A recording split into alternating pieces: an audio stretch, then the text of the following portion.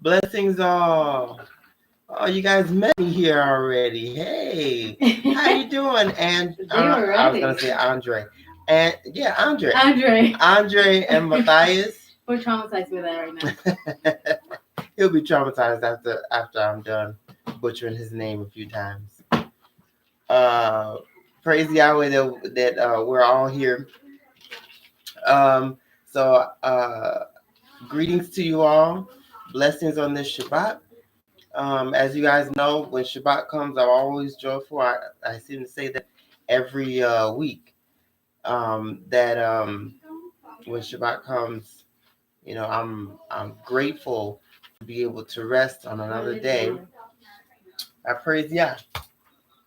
So, um, I want to talk today about the Qenite Hypothesis. And we're going to be talking about where the Qenites come from and all of the technical things. You know what? Let me let this up because I see there's air coming.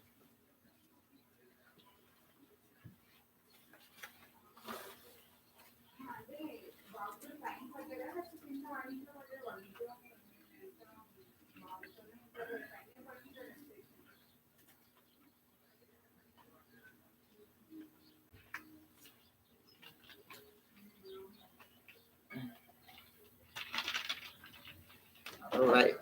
Praise Yahweh. That's a lot more light, isn't it? Oh, okay. Yeah, it is. It looks nice. It's very nice. And then this is bouncing off this. Okay. So I forgot we're live. So we're gonna talk about the Qenite Hypothesis.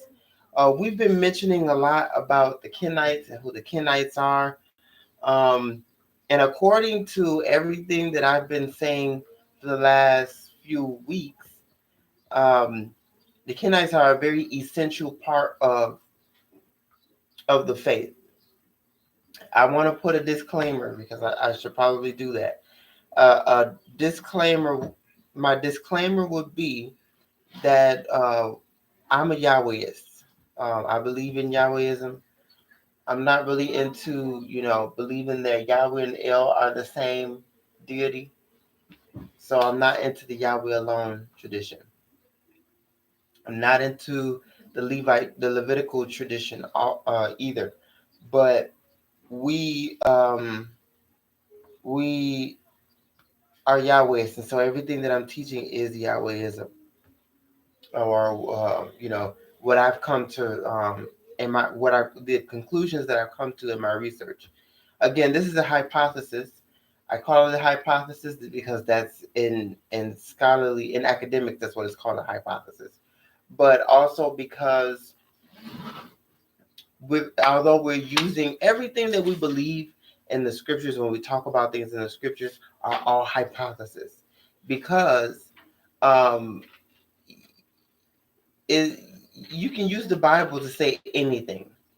So it's all belief and it's all hypothesis. Not to sound mystical or anything, but that's the way things are. So we're going to talk about the Qenite Hypothesis. So I want to go back to the foundation. One of the things that a person should ask is, where did the worship of Yahweh come from originally? Remember, this is the reason, this is the foundation of all of the traditions that we believe made the Pentateuch or the Torah. The Yahweh tradition, the El tradition, except we'll talk about that. The El tradition is totally separate from the Yahweh tradition. But the Deuteronomy tradition and the priestly tradition, the rabbinic tradition, all of those are founded on the belief of Yahweh. So where did the belief of Yahweh come from? When you read in the Bible, it's not really clear to you. Okay, but when you go to Judaism, for instance, Judaism will say that the foundation of Yahwehism, or the foundation of Judaism, is Moses. And so the question becomes, where did Moses where did where did Israel get the worship of Yahweh from? They got it from Moses. Where did Moses get the worship of Yahweh from? This is a question that's always ignored. Where did Moses get the worship of Yahweh from? When you're reading in the Bible, you do understand that his parents were Hebrews, but that he was raised in Egypt. Okay? Even in the book of Hebrews in the New Testament, it talks about that he was raised with all of the knowledge of Egypt. And so if he was raised as an Egyptian, how did he come to the worship of Yahweh? Because the Egyptians did not worship Yahweh. The answer to that would be in Exodus chapter 2. In Exodus chapter 2, starting at verse 15,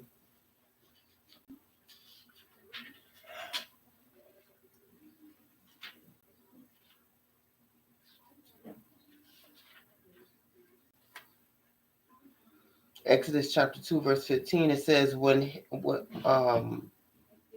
Pharaoh heard of this matter, he sought to kill Moses. But Moses fled from the face of Pharaoh and dwelt in the land of Midian, and he sat down by a well. Verse 16. Now the priest of Midian had 7 daughters, and they came and drew water, and they filled the troughs to water their father's flock. Then the shepherds came and drove them away, but Moses stood up and helped them and watered their flock. When they came to Reuel, their father, he said, "How is it that you have come to so soon today?" And they said, "An Egyptian delivered us from the hand of the shepherds, and he also drew enough water for us and watered the flock."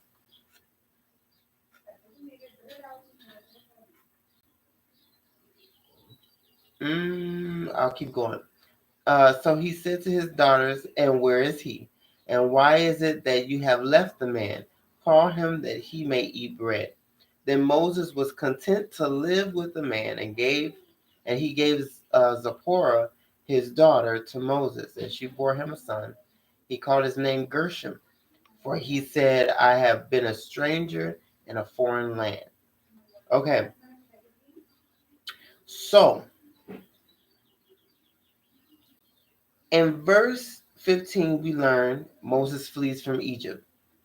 And he goes and he sits in Midian. Verse 16, we see now the priest of Midian. The priest of Midian.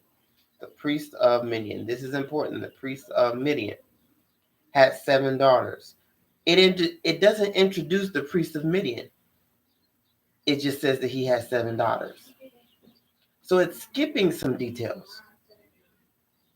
Skip down to verse 18. When they came to Reuel, their father, so their father's name, according to this text, is Reuel. Reuel. His name has L in it.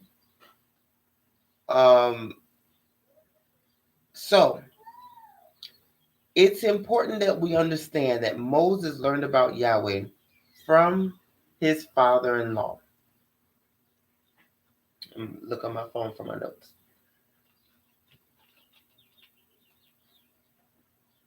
Okay, so he learns from his father-in-law about Yahweh.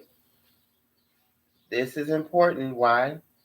Because and in chapter 3, Moses has the experience with Yahweh. And apparently in this chapter, Yahweh reveals his name to Moses. He had not revealed it to his father-in-law nor to the people of Israel. Okay?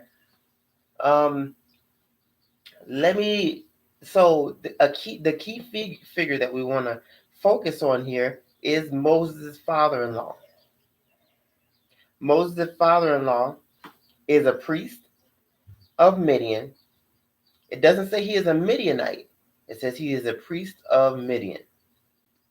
Very important distinction, because a Midianite is a person who is from Midian, who descends from Midian. the priest of Midian means that he is practicing the priesthood in Midian. Okay, so his father-in-law, the father-in-law of Moses, seems to be a key figure. We're going to go to Judges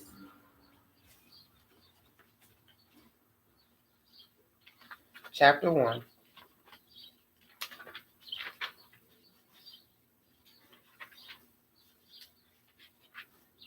Judges chapter 1 and verse 16.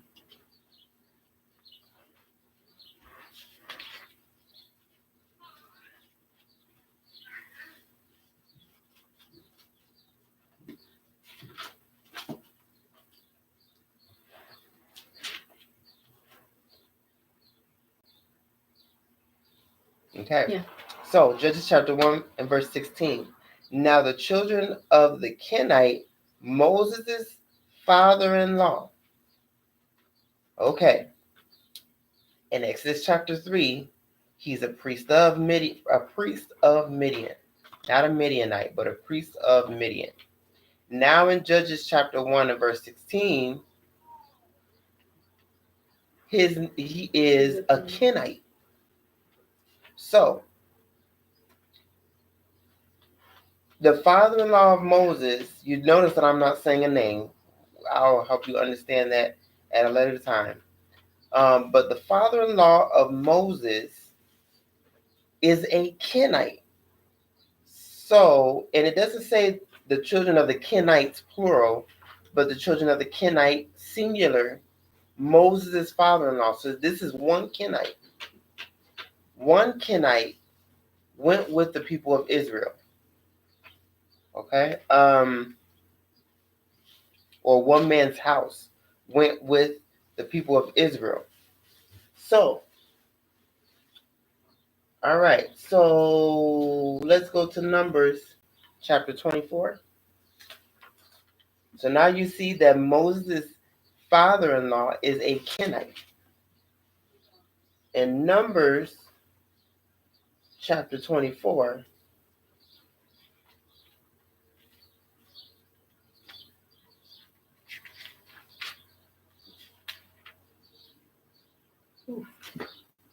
in verse 21, 24 and 21,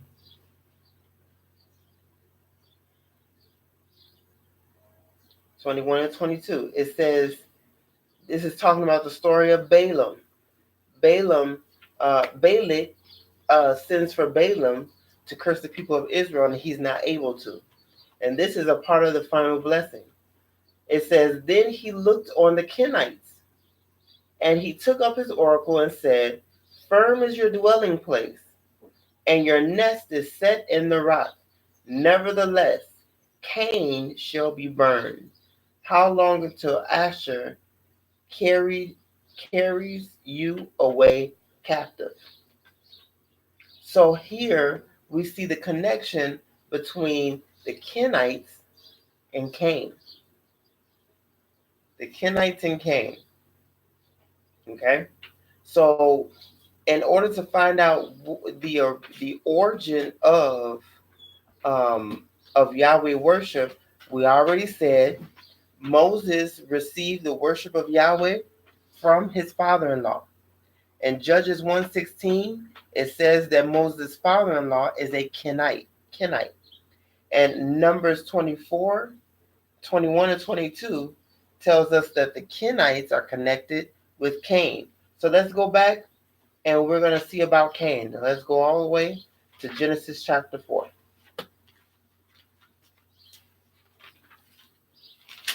Genesis chapter 4.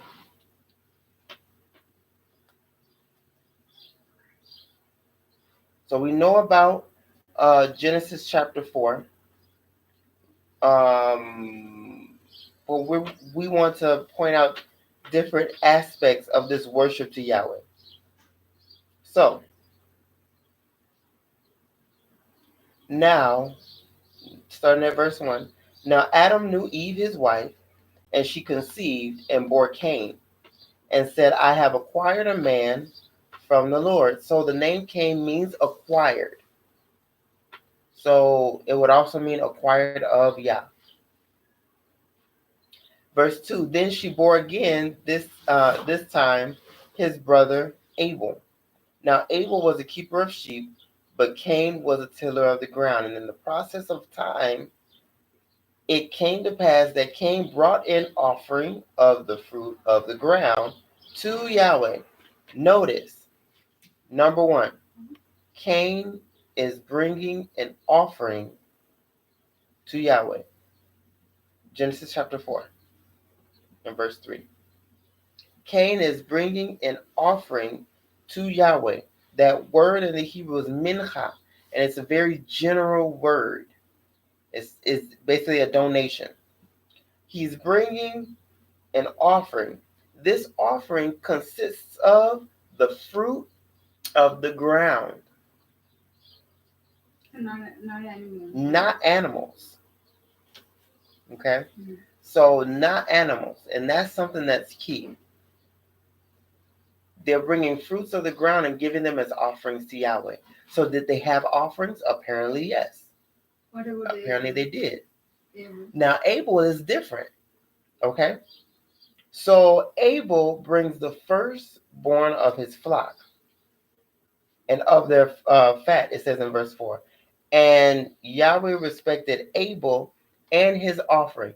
Did Yahweh respect the offering of Abel because it was an animal sacrifice? No. He respected the offering of Abel because of the attitude that Abel brought.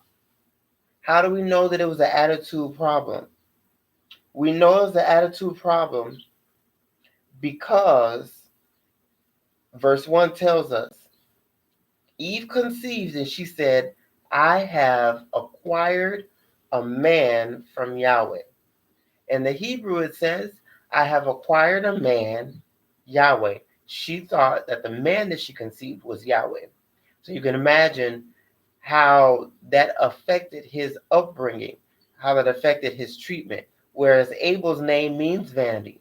So Cain thinks he was Yahweh. Probably. So why Or his parents thought that he was Yahweh. So why he is going to Yahweh then? Huh? Why he is going to Yahweh? What do you mean he's going So to Yahweh? give that offering. So they probably thought either they thought that he was Yahweh or they thought that he was special to Yahweh. They called him Cain, which means acquired or a possession. So he's a possession of Yahweh, which means whatever he says, it's got to be right, right? It's the man of Yahweh. So, but Abel brought the first fruits of his flock and their fat, and Yahweh respected Abel and his offering. But he did not respect Cain and his offering. Yeah, she's playing with the bag. Oh, you gotta be careful because she can choke if she puts that in her face. No, I do have to done. And Cain was very angry, and his countenance fell. And Yahweh said to Cain, why is your countenance fallen? Okay, so we're going to skip forward to verse 8. Now Cain talked with Abel, his brother, and it came to pass when they were in the field that Cain rose up against Abel, his brother, and killed him. Then Yahweh said to Cain, where is Abel? And where is Abel your brother? He said, I do not know. Am I my brother's keeper? Verse 10, and he said, what have you done? The voice of your brother's blood cries out to me from the ground. This is important. Why? Because the blood is crying out, which means, what does that mean? The earth was not made for the spilling of blood. That's what that means. So if the earth was not made for the spilling of blood, then how would it be acceptable for blood to be spilled on the ground? For it to be acceptable for animal sacrifices? The scripture doesn't say that Yahweh honored Abel's sacrifice. It says that he respected it. You know what? Let me look that up. I want to see what the Hebrew says about it.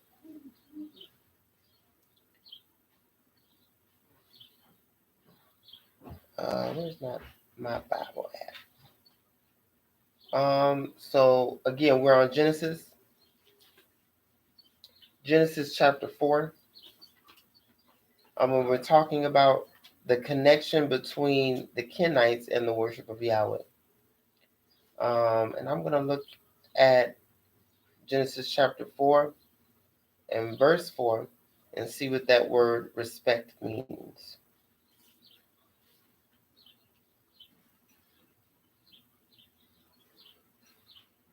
The word respect means to look at, to look around, to look to. So,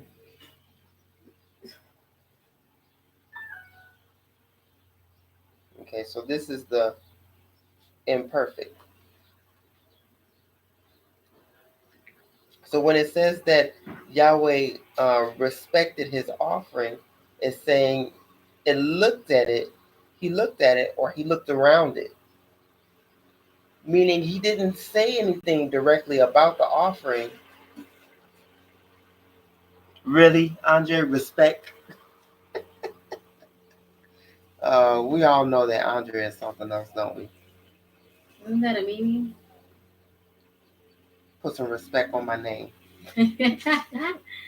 So it means to look around, to look to anyone for help, which we know that's not what was going on. To look away from, to turn the eyes from anything, to leave it alone. So Yahweh saw the offering of Abel and left it alone. He didn't say anything about it. Blessings, Sister Aisha. We're in Genesis chapter 4 and we're looking at um, verse 4 and understanding what it meant for Yahweh to respect the offering of of Abel. So in verse 4, the word is shah, and it means to look around, to look at for aid, to look away from, to turn the eyes from. Turn your eyes from me, okay? And so it doesn't mean that Yahweh accepted the offering. It means that Yahweh looked away from it. He didn't say anything about it. So let me see. What else does it say?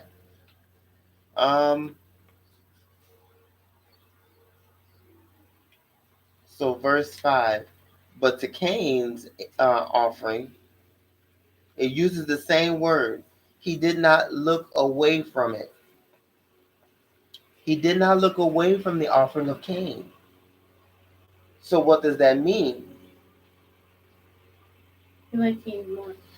He liked Cain's offering more. What?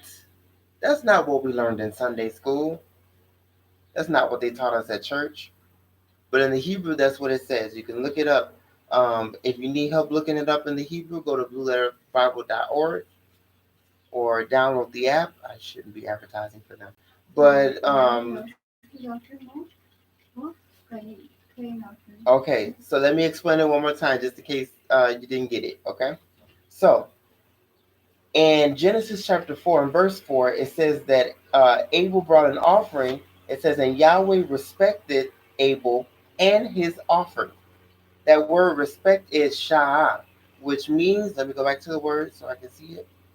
It means to look at, to look around, to look away from, to turn the eyes from anything, to let alone, to leave it alone. So Yahweh, basically, the offering was there and he didn't say anything about it. But he did not, but it says in verse 4, respect. He respected the offering. Mm-hmm. In actuality, in the Hebrew, it says that he looked away from it. But in verse 5, it says that he did not respect the offering of Cain. In the Hebrew, it says he did not look away from Cain's offering. Mhm. It says he did not look away um, from Cain and his offering. So why was Cain angry? Why was Cain angry if Yahweh didn't look away from his offering?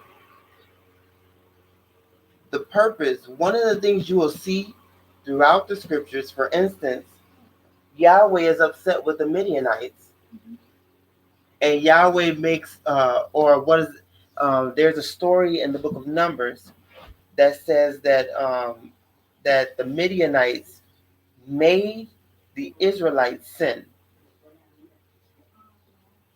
Okay, the Midianites made the Israelites sin by bringing them into idolatry, and so Yahweh wanted the Israelites to destroy the Midianites because they made them go into idolatry.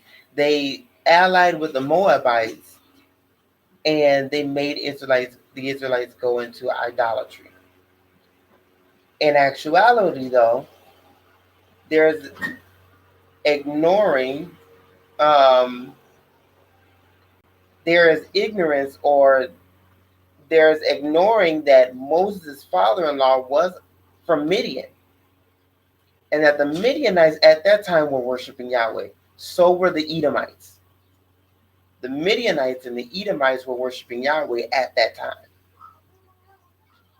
Okay? How do we know that? Because of archaeology. Archaeology tells us that the Edomites and the Midianites were worshiping Yahweh also. How did Moses learn of the worship of Yahweh? He got it from his father-in-law, who was in Midian at the time. Okay? Very, very key things that is easy to miss. So, what we see that there is one tradition that will not manipulate the text, but they make themselves enemies of the Midianites and the Edomites. Why? Because Israel is the one that's worshiping Yahweh. Now, all that you hear now is that Israel worshiped Yahweh. Yahweh is the God of Israel. Yahweh was not the God of Israel. Yahweh was the God of the Kenites. And the Kenites taught the Edomites and the Midianites to worship Yahweh.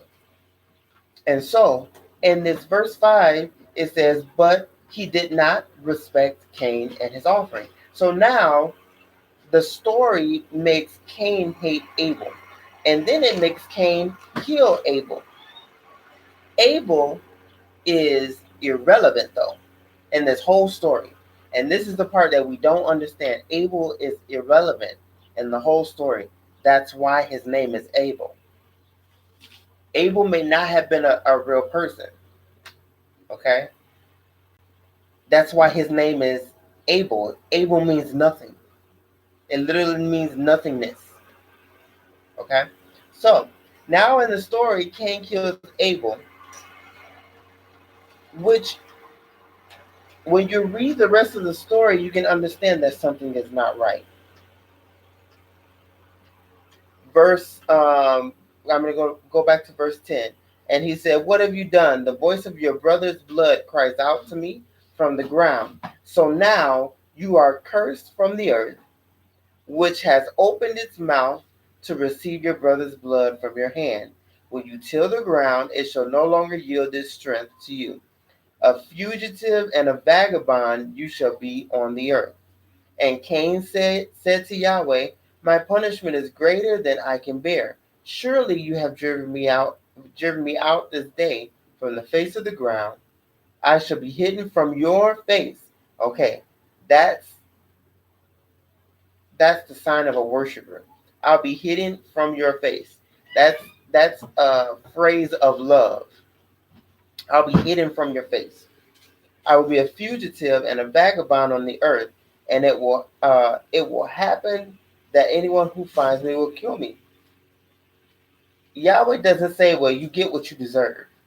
he says, whoever kills Cain, vengeance will be taken on him sevenfold. And Yahweh set a mark on Cain, that anyone finding him should kill him. So Yahweh, according to the story, Yahweh liked Abel's offering. Cain killed Abel. So now, instead of justice, Yahweh says, "Oh, I'm going to protect you, even though you killed the person whose offering I liked more than yours." You should see that something is wrong with the story. Okay? So in the Hebrew, Yahweh looked away from Abel's offering, but he did not look away from Cain's offering. Okay? Um, so, one of the key things that we see is that the Kenites had a mark. Why, if they believe that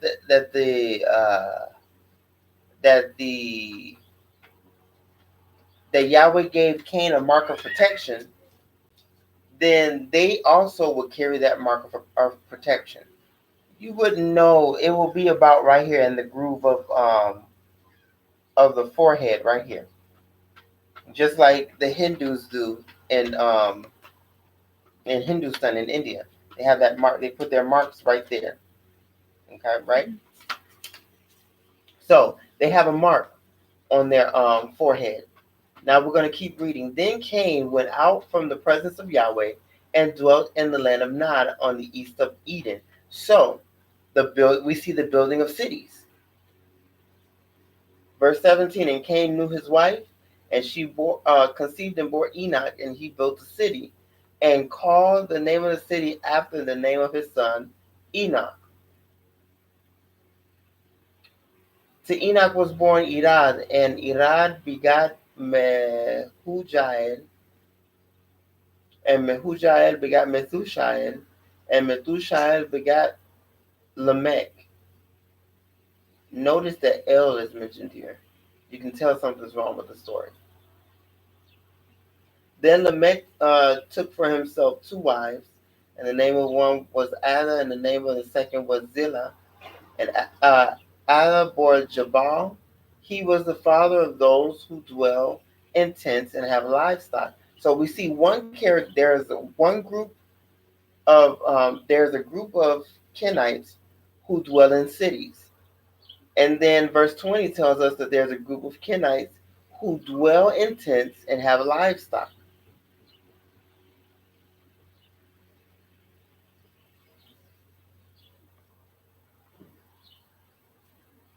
Do you hear that? Okay. And then verse 22, and as for Zillah, she also bore Tubal Cain, an instructor of every craftsman in bronze and iron. And the sister of Tubal Cain was Naamah. Okay, so there are some that dwell in cities, there are some who dwell in tents and have livestock, and there are others who are instructors, who are craftsmen in bronze and iron.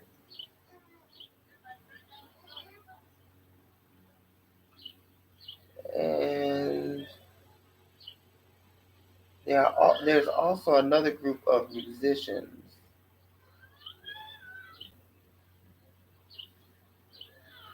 So that's what we see about the Kenites. The Kenites understand that they have different um, ways of living, and they reconcile them and unify themselves under one person, which is Cain, who was originally a worshiper of Yahweh and the one who knew how to give a sacrifice that was acceptable to Yahweh.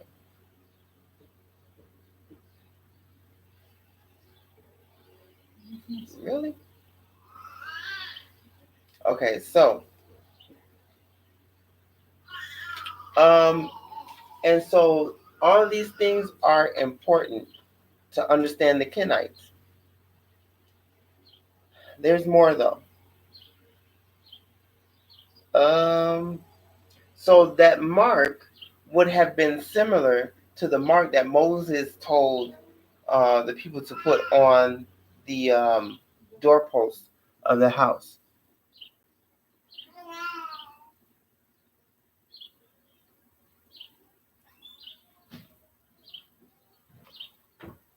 Hmm. So it might be that the Midianites were originally, well, the Midianites supposedly are the children of Abraham, and Abraham was a worshiper of El. And that also, okay, so just so you guys know, Brother Matthias says, do you know that a Midianite sacred tin, is that a tin, was found? There also found an idol in form of a metallic snake, which is a Shira, in the remnants. So the Midianites were originally worshippers of El. Someone send that in the link in our group chat. Can you send that in the link? Send the link for that.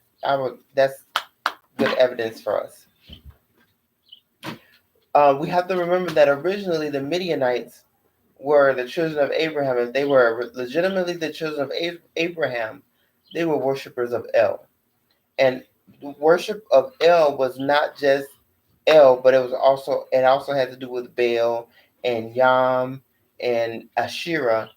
Who else? Because Asherah was a consort of El. Okay, so the Kenites may have converted the Midianites later, the Midianites and the Edomites. We're going to explain this, okay? And so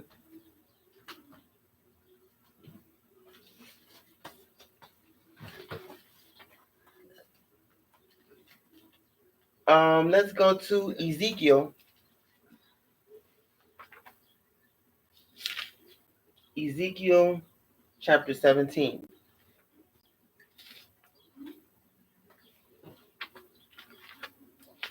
Ezekiel chapter 17.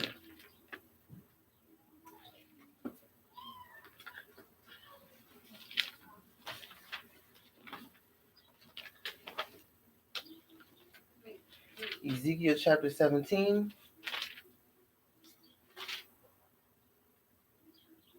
and verse 13.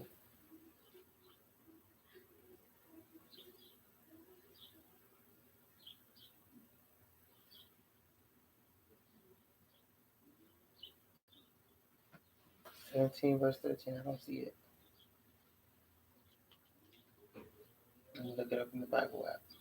So chapter 17, verse 13? Mm-hmm. Ezekiel 17, verse.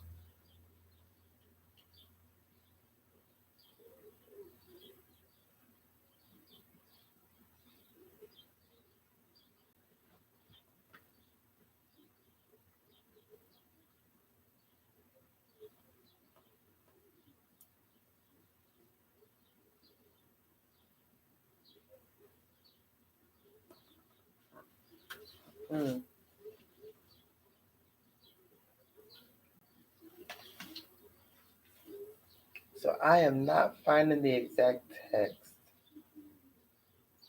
But throughout the prophets, you will see a nation called Tubal. The nation is called Tubal. Isaiah 66 and 19, it says, I will set a sign among them, and I will send those that escape of them unto the nations of Tarshish, Pul, and Lud, that draw the bow, to Tubal and Javan, to the isles afar off, that have not heard my fame, neither have seen my glory. And they shall declare my glory among the Gentiles. Now, Javan is Greece. And the Hebrew is very apparent that that's Greece. Tubal is next to Greece. So, do you know what country is next to Greece? Italy? No. Turkey? Turkey.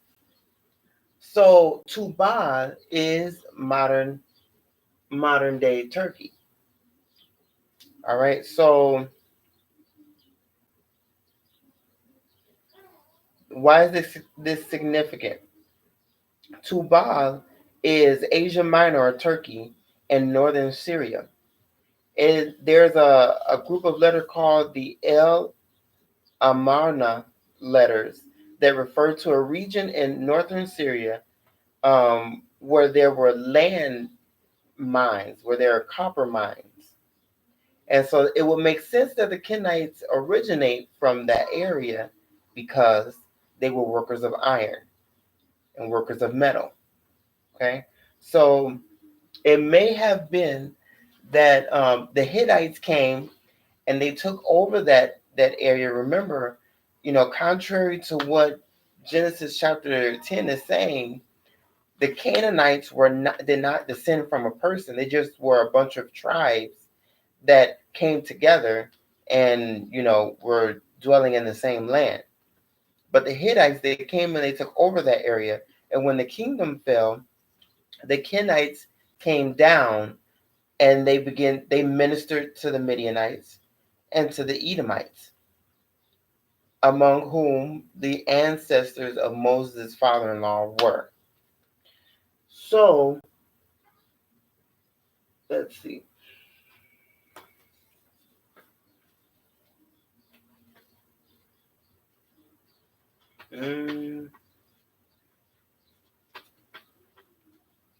So in Judges chapter 1, verse 16, we see that Moses' father-in-law and all of his descendants were with Moses, or with the children of Judah when they went into the land.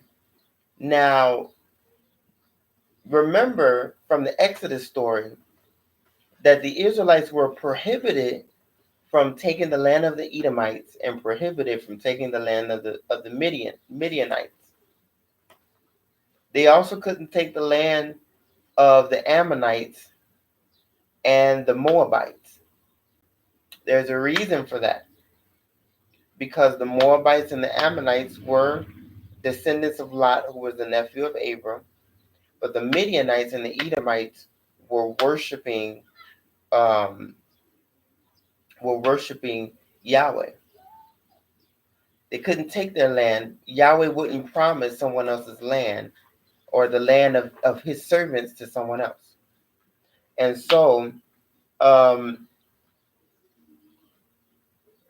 me go back. I was reading about Tubal.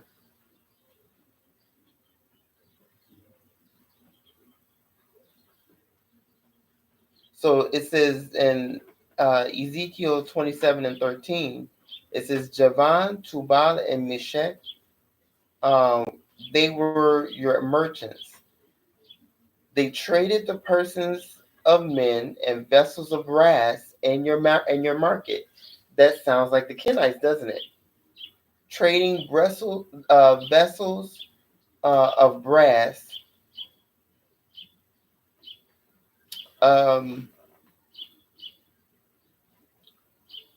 and that's the most significant, um, verse concerning Tubal. So remember that Cain had a descendant named Tubal. Tubal Cain was his name. So Tubal. And remember, people named nations after after their ancestors. So Tubal is where the Kenites may have originated from. So they originated from modern day Turkey. This explains why it is that because a lot of people are saying that Yahweh was a Canaanite deity. Yahweh was not a Canaanite deity. Yahweh did not come from Canaan. El was the Canaanite deity. Yahweh was not. And so when the Kenites came and they descended on Canaan, they remained separate for some time. Then when the Israelites came, or when the Levites came with the worship of Yahweh, remember that the Levitical worship of Yahweh was Egyptian rituals mixed with the worship of Yahweh. And so when when that when the Levites came into the land, oh, let me help you guys understand this.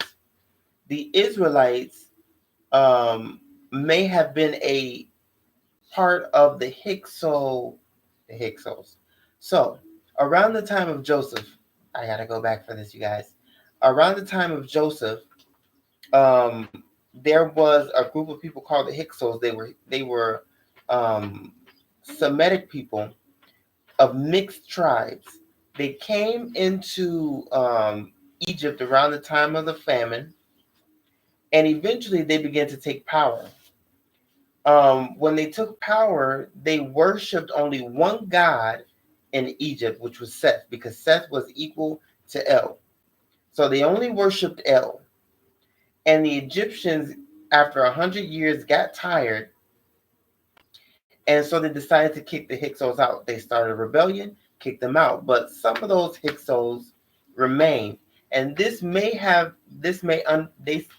explain Exodus chapter 1. So it wasn't that the Pharaoh just woke up one day and said, I'm just going to start oppressing people. What happened was they had a rebellion, and the people that were left over were the ones that they oppressed. Not only that, but there's archaeological evidence that the Egyptians did campaigns against the Hyksos wherever they went, to prevent them from coming back. They did this every year. So they did this, and they took them captive, and they made them build cities. There's archaeological evidence for that. So when the Levites were a part of that group of Hyksos that did not leave, maybe it's because they were too poor. Maybe it's because it seems like they mixed with the priests of Egypt. But for whatever reason, they did not leave, and the Egyptians put them into slavery. Now, when Moses comes, the Hyksos are already in the land of Canaan, or the Israelites were already there. This is the reason why when you're reading the book of Judges, you see the mention of tribes, but you barely see a mention of Levi. You don't see mentions of Levi in the book of Judges until the last couple of chapters. Okay? Something was happening. There are time gaps in the book of Judges, and through that last time gap was when the Levites came. As a matter of fact, let's go to that. Let's go to Judges.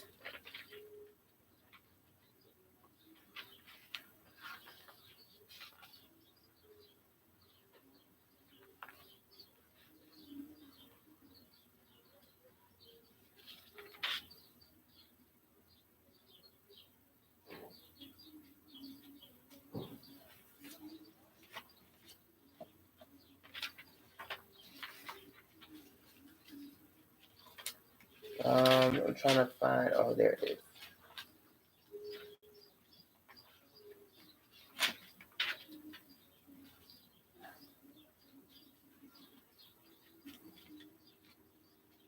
So Judges chapter 17.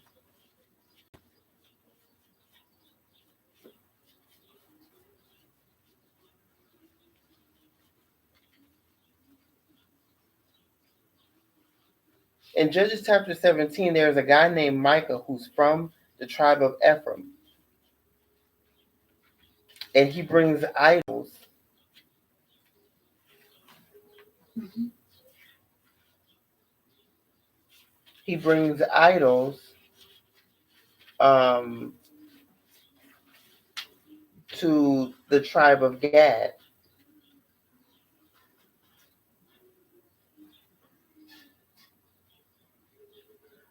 Verse 5.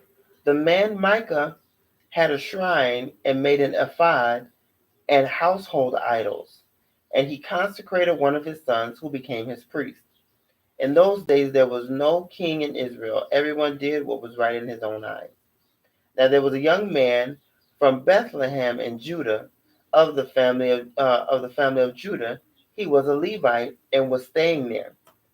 The man departed from the city of Bethlehem in Judah to stay wherever he could find a place. Then he came to the mountains of Ephraim, to the house of Micah. So he journeyed, as he journeyed. And Micah said unto him, Where do you come from? So he said to him, I am a Levite from Bethlehem in Judah, and I am on my way to find a place to stay. And Micah said to him, Dwell with me and be a father and a priest to me.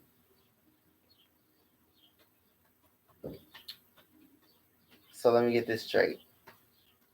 A Levite. By himself. Uh-huh. Oh, tell your daughter I said hello, Matthias. So this man was worshiping idols.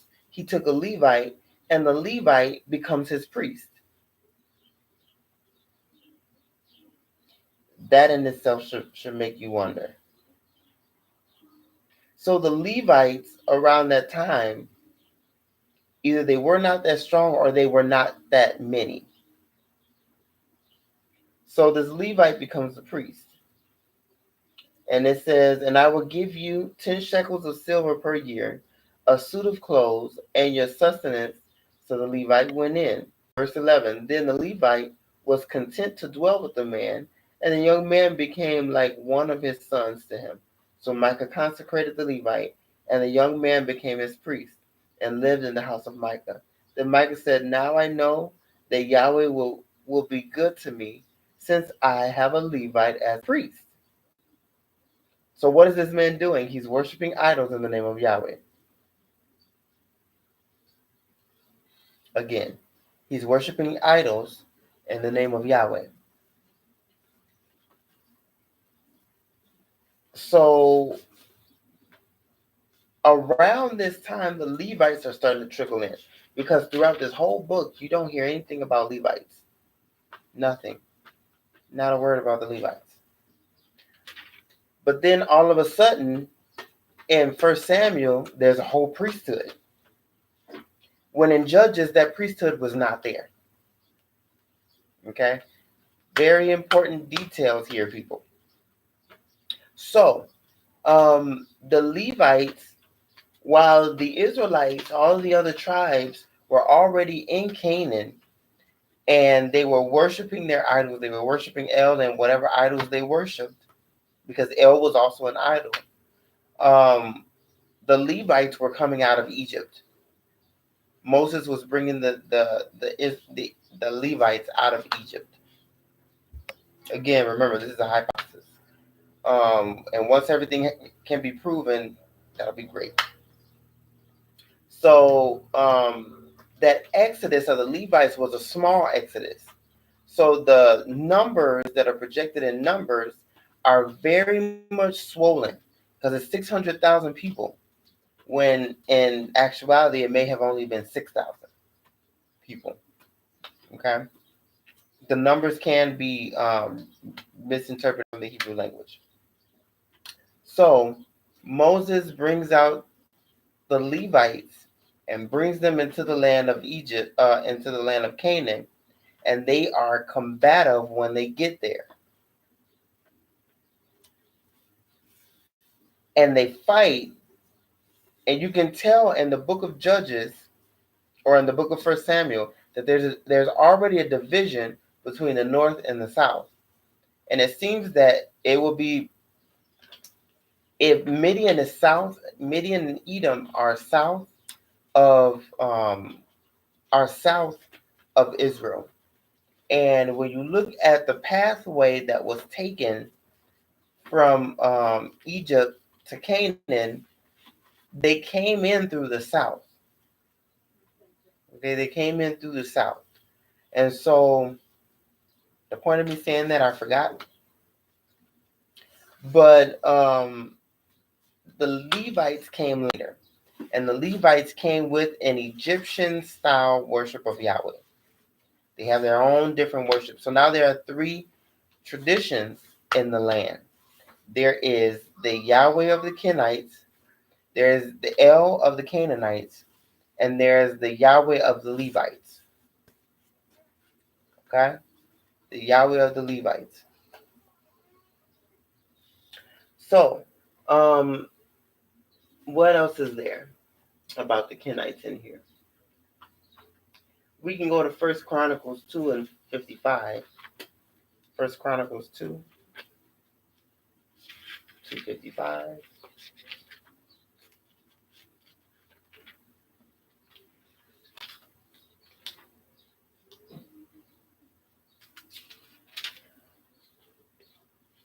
It says, and the families of the scribes who dwelt at Jabaz were the Tirathites, the Shemaathites, and the Suhathites. These were the Kenites who came from Hamath, the father of the house of Rahab. Okay, so now we have something else going on. Who is Rahab? It seems that Rahab is not the woman Rahab. It's a guy. Mm-hmm. It's a man Rahab. But this Rahab was also a Kenite. And he may not have been associated with the Kenites from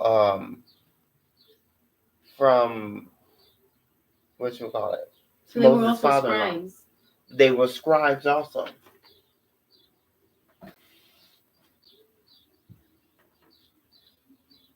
So the Kenites are also connected with the Rahabites. The most detailed description of the Rahabites is in Jeremiah chapter 35. Let's see about the Rahabites.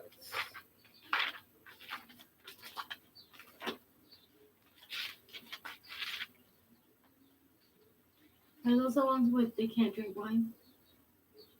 Yep. Yep. Mm-hmm. You said Jeremiah? Jeremiah chapter 35. Okay. Jeremiah chapter 35, it says, the word which came to Jeremiah from Yahweh in the days of Jehoiakim, the son of Josiah, the king of Judah, saying, go to the house of the Rahabites, speak to them, and bring them into the house of Yahweh, into one of the chambers, and give them wine to drink. Then I took Jazaniah, the son of Jeremiah, the son of Habasaniah, his brothers and all his sons, and the whole house of the Rahabites, and I brought them into the house of Yahweh, into the chamber of the sons of Hanan, the sons of Igdalia, the man of God, which was by the chamber of the princes, above the chamber of Manasseh, the son of Shalom, the keeper of the door. Then I set before the sons of the house of the Rahabites bowls full of wine and cups, and I said to them, drink wine. And they said, we will drink no wine, for Jonadab, the son of Rahab, our father, commanded us, saying, you shall drink no wine, you nor your sons, forever. You shall not build a house, sow seed, plant a vineyard, nor have any of these, but all the days you shall dwell in tents, that you may live many days in the land where you are sojourners. Thus we have obeyed the voice of Jonadab, the son of Rahab, our father, and all that he charged us, to drink no wine all our days, we, our wives, our sons, or our daughters, nor to build ourselves houses to dwell in, nor do we have vineyards, fields, or seed, but we have dwelt in tents, and have obeyed and done according to all that Jonadab our father commanded us. But it came to pass, when Nebuchadnezzar king of Babylon came up into the land, that we said, come, let us go to Jerusalem, for fear of the army of the Chaldeans, and for fear of the army of the Syrians. So we dwell at Jerusalem.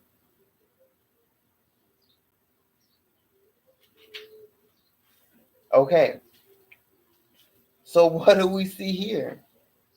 They don't drink wine. They don't live in houses. But when they saw that when they feared for their lives, what did they do? They went to Jerusalem. And they thought that Jerusalem would be the place of their protection.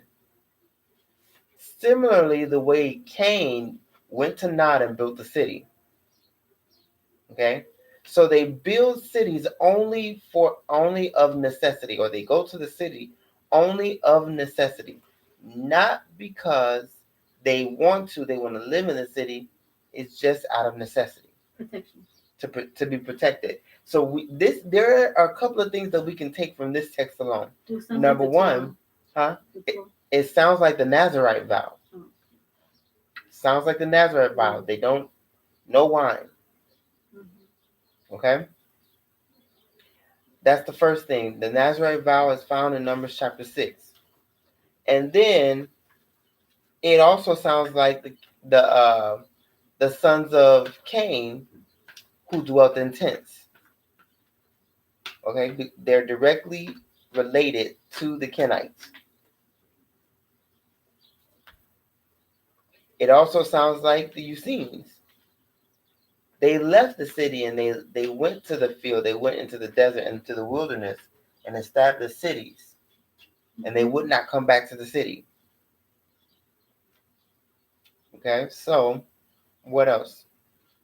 What else can we notice from this? Well, the Torah says that they built cities for protection. Oh, the cities of refuge. Yeah, refuge, yeah.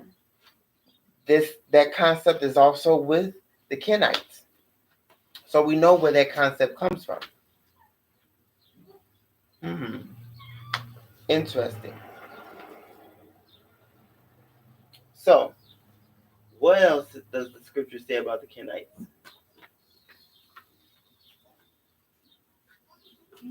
So we are not to get drunk. They didn't touch wine at all, though.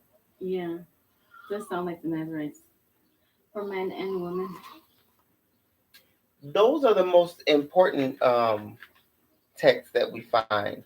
Numbers 24, 21 to 22, Genesis chapter 4, 1 Chronicles 2 and 5, Jeremiah 35, Exodus 3:1, Judges 1:16. We already went through these. There are other texts where they are found. Judges 4 and 11. Jael, who killed the enemy of the Israelites, was a Kenite. I was going to tell you that. She was in the tent. And she lived in a tent. But she also, it looks like that they don't have a problem separating or branching off. I don't think that they separated. I think they branched off. Who else? 1 Samuel 15, 4 to 8. Saul speaks to the Kenites and tells the Kenites to get away from the Amalekites because they're going to destroy the Amalekites.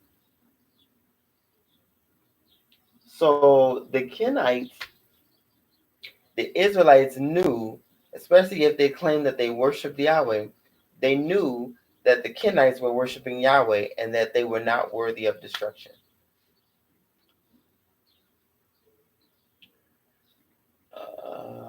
Joshua 15 and 22. Let me see what that says. That scripture I haven't seen yet. Joshua 15 and 22. Joshua 15 and 22.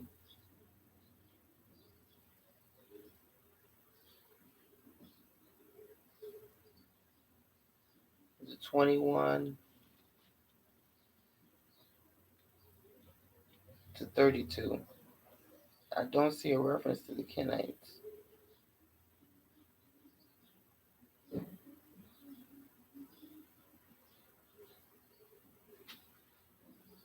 Let's see, 57.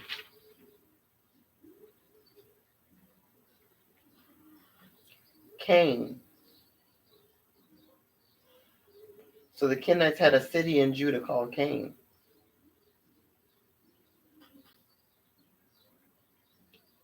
So chapter 15 from verse 20 all the way to 52 is most likely talking about the Kenites,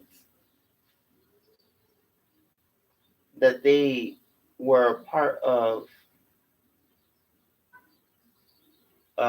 they were an integral part of Judah, which helps us understand that when the north and south divided, the southern kingdom was more geared towards Yahweh than the northern kingdom was.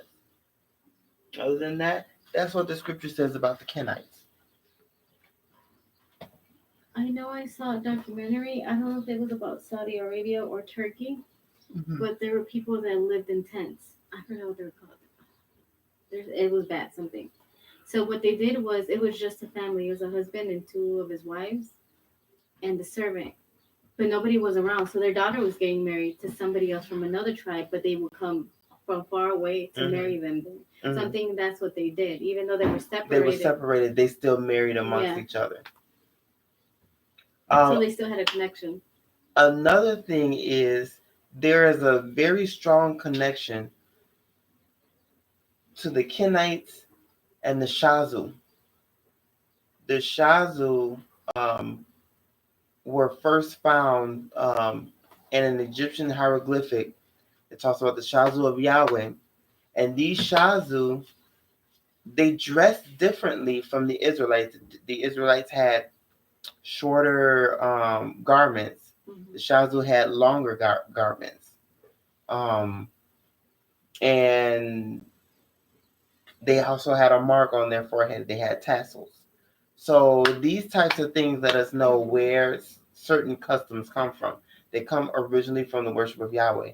And it's so difficult because there are things just mixed all over the place. You have to kind of take them out.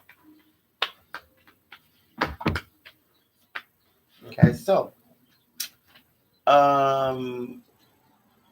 this is what the research that I have about the Kenites.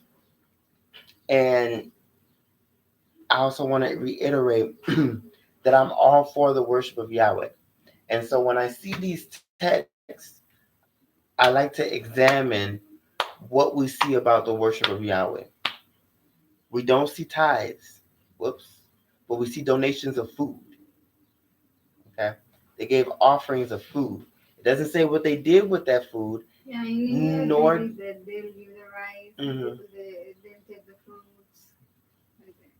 And so it doesn't say that Yahweh, consumed the fruit or anything like that. But it does say that they gave an offering of fruit, of rice, of the fruit of the ground. We see them in the Nazarite vow. We see them in the tassels. We see them in different aspects of the Torah. The cities of refuge. All of those references go together. Okay. So this is the research that I have about the Kenites.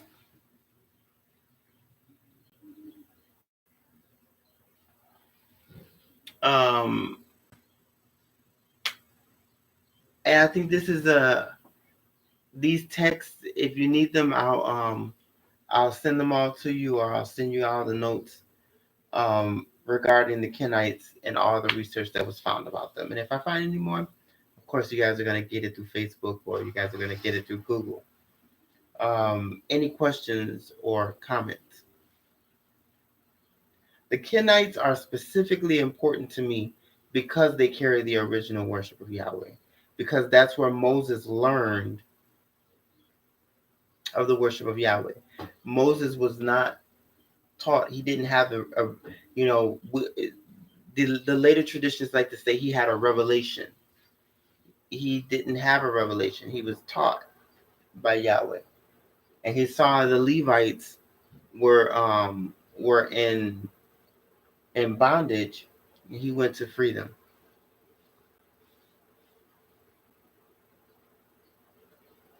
Comments, questions? How do you have any comments or questions? No.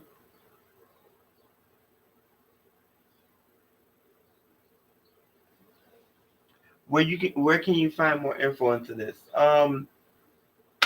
You can look up. Um, I don't have. I do have one source, but it was a PDF. It was actually a scholarly paper that took the a scholarly paper that took the verses and put them together so that we can understand what it, everything about it. I'll send that to you um, on Google.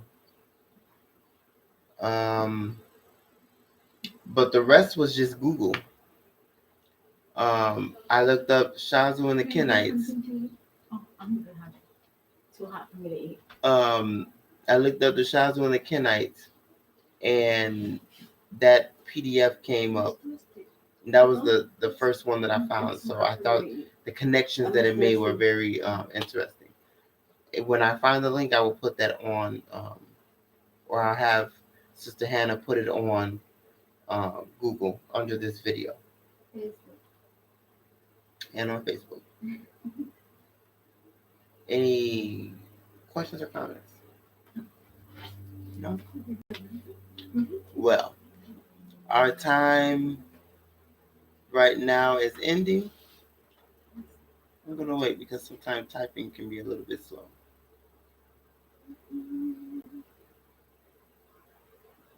Our time is ending, and I thank you all for watching. Matthias, Andre, and Aishu, blessings to you all. I'm always appreciative of what you guys do behind the scenes. Also remember, the treatise of of that I made is also in Google, and I've tagged you guys on it. Aishu, I think Aishu's not on that. So take a look at that, and we're going to get that adopted for us so that we can go on with everything that we want to do, or everything that we need to do. Okay, so blessings to you all. Blessings, blessings, and more blessings.